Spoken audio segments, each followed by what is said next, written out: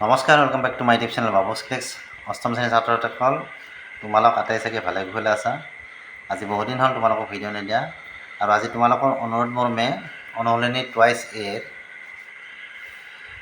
B যে আছে চলকৰ কি মানৰ বাবে তলৰ সমীকৰণবোৰ সিদ্ধ হ'ব নিৰ্ণয় কৰা, তাৰে 9 নম্বৰ আৰু 11 নম্বৰটো, 9 আৰু 11 নম্বৰ এই দুটা তোমালোকক দিবলৈ ওলাইছোঁ। বহুতে কৈ আছিলা এই দুটা দিব লাগে, তো আজি এই দুটা লৈছোঁ তোমালোকৰ বাবে। ভিডিঅ'টো সম্পূৰ্ণকৈ আৰু মনোযোগেৰে চাবা। তো আহা আজিৰ ভিডিঅ'টো আমি আৰম্ভ কৰোঁ।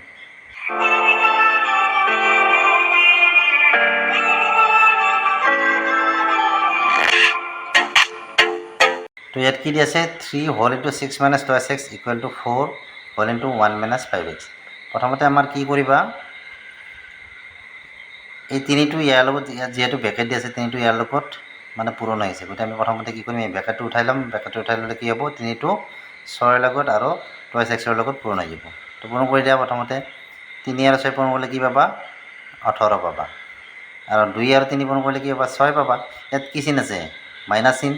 ইয়াৰ আগত কি চিন আছে, প্লাছ চিন। গতিকে প্লাছে মাইনাছে কি হ'ব, এই চিনটো প্ৰথমতে দি ল'ব, মাইনাছ। 3 দুগুণ 6, 6x। ঠিক সপিনেও এনেকৈ কৰা, 4টো ইয়াৰ লগত পূৰণ হৈ আছে।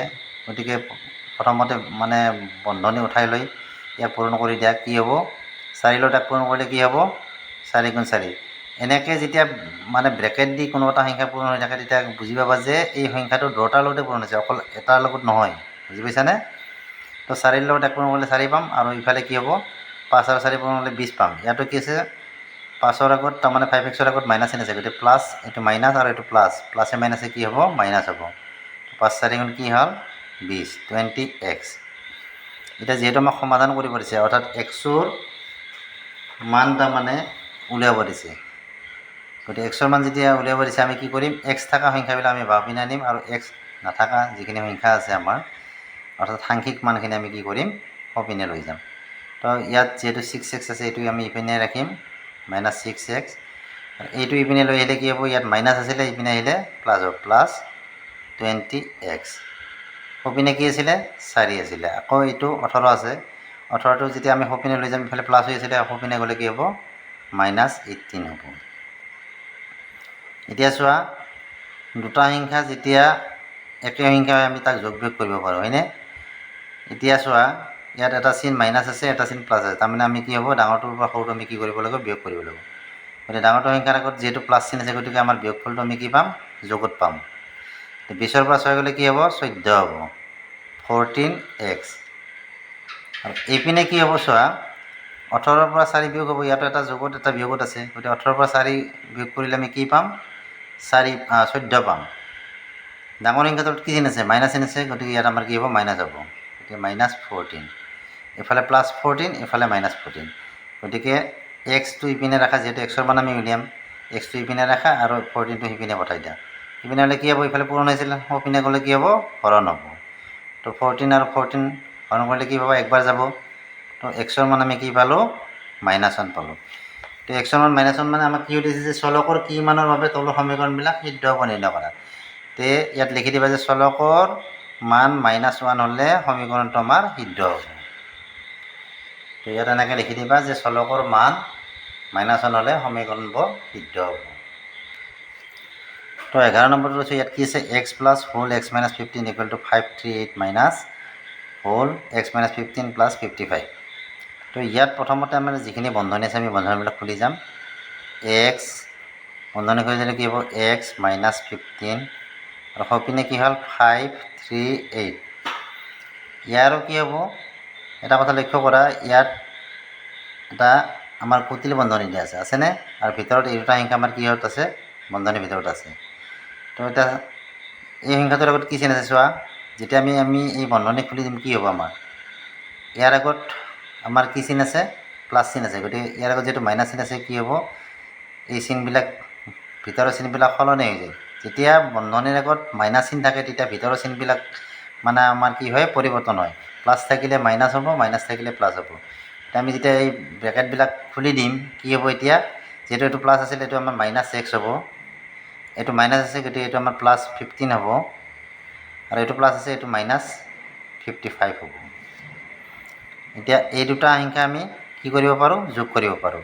দুটা যিহেতু চলক আমাৰ একে আছে, যোগ কৰিলে কি হ'ব 2x হ'ব। আৰু এইটো -15টো ইয়াত এনেকৈ ৰাখা বৰ্তমান। এইপিনে কি কৰা, এই যে 15 আছে এইটো 15টো প্ৰথম ইয়াৰ লগত যোগ কৰি দিয়া 531, আৰু এই দুটা সংখ্যা যিহেতু যোগত আছে আমি যোগ কৰিম প্ৰথমতে। গতিকে যোগ কৰিলে কি হ'ব 8 × 13, 3 হাতত 1, 3 × 4 = 5, 5 -x আৰু মাইনাছ কি আছে 55, এইটো 55 দেই। এতিয়া এই এক্সটো আমি বাওঁপিনে লৈ আহিম। বাওঁপিনে আনিলে কি হ'ব, ইফালে প্লাছ হৈ আছিলে, ইপিনে আনিলে কি হ'ব, এইফালে মাইনাছ হৈ আছিলে, ইপিনে আনিলে কি হ'ব আমাৰ প্লাছ হ'ব। আৰু এই 15টো আমি সোঁপিনে লৈ যাম। সোঁপিনে লৈ গ'লে কি হ'ব, ইয়াত এটা কাম কৰা, সোঁপিনে আমি নিয়াৰ আগতে এই দুটা যে আছে এই দুটা আমি বিয়োগ কৰি দিব পাৰোঁ। প্ৰথমতে বিয়োগ কৰিলে কি পাবা, ইয়াৰ পৰা 3ৰ পৰা 5 বিয়োগ নাযায়, গতিকে কি কৰিম আমি এক ধাৰ কৰিম। ধাৰ কৰিলে 13 হ'ব, 13ৰ পৰা 5 গ'লে কি পাবা 8 পাবা। বিয়োগ কিয় কৰিছোঁ সেইটো কথা মন কৰিছানে? এটা সংখ্যা যোগত আৰু এটা সংখ্যা বিয়োগত থাকিলে আমি কি কৰিব লাগে, ডাঙৰটোৰ পৰা সৰুটো বিয়োগ কৰিব লাগে। সেইকাৰণে আমি প্ৰথমতে বিয়োগ কৰিছোঁ। 13ৰ পৰা 5 গ'লে 8 হয়, ইয়াত থাকিল 4, এক ধাৰে নিছিলোঁ, গতিকে 4ৰ পৰা 5 নাযায়, আকৌ এক ধাৰ কৰা 14 হ'ল। 14ৰ পৰা 5 গ'লে কি হ'ব 9 হ'ব, আৰু ইয়াত থাকিব 4, 4 × 6 = 98, আৰু এইটো যেতিয়া সোঁপিনে যাব কি হ'ব, ইপিনে মাইনাছ আছিলে, সোঁপিনে গ'লে কি হ'ব ই প্লাছ হ'ব। এই চিনটো নালাগে দেই, এই চিনটো নালাগে মানে এটা ইয়াত কি আছিলে, এই এক্সটো আমি এইফালে আনিছিলোঁ লেখাই নহ'ল মানে +x, দুটা x আৰু এটা x যোগ কৰিলে কি হ'ব 3টা x।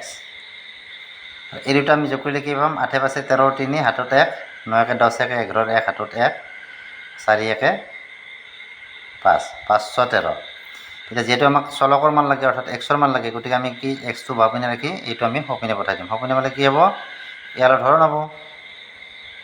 হৰণ কিয় হ'ল, এইপিনে পূৰণ আছে, গোটেই সমস্যাটো সকলোৱে নিলে কি হ'ব আমাৰ হৰণ হ'ব। গতিকে 3ৰে হৰণ দিয়া, 3ৰে 5ক একবাৰ গ'ল, কি থাকিল 2 থাকিল, 21 হ'ল, 7 × 3 = 21, তাৰপিছত 3 একবাৰ গ'ল, কিমান পালোঁ 171। তো লিখি দিবা যে চলকৰ মান 171 হ'লে সমীকৰণটো সিদ্ধ হ'ব। তো এই দুটাই আছিল, তোমালোকে কৰিব দিয়া। তো বুজি নিশ্চয় পাইছা, যদি কিবা বুজি পোৱা নাই মোক কমেণ্ট কৰি জনাবা, নেক্সট ভিডিঅ'ত তোমালোকক ভালদৰে বুজাই দিম। তো ভিডিঅ'টো চাই কেনে পালা জনাবা, ভিডিঅ'টো চাই ভাল লাগিলে ভিডিঅ'টো লাইক কৰিবা, চেনেলটো ছাবস্ক্ৰাইব কৰিবা, আৰু কিবা নজনা কথা থাকিলে পুনৰ তোমালোকে মোক কমেণ্ট কৰি জনাবা। তো আজিলৈ আহিলোঁ, বাই বাই।